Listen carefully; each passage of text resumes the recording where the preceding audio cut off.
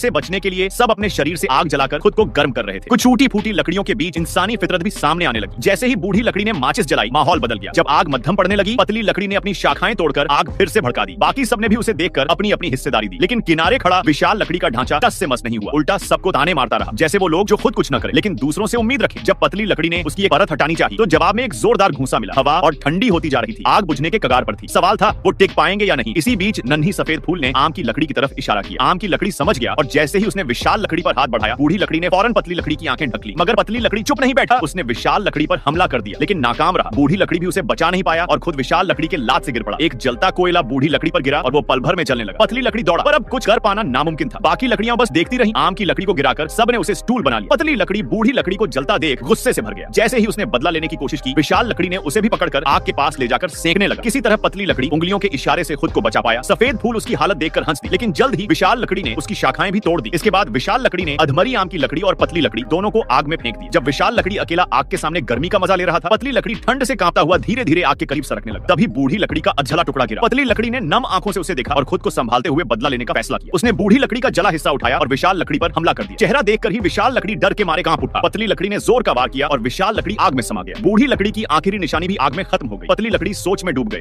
जो कभी एक दूसरे के सहारे थे, आज खुद को ही खत्म कर रहे थे। सुबह हुई तो उसने देखा उनके चारों ओर पूरी एक जंगल थी, जहां बचने के लिए पहले से ही सब कुछ मौजूद था।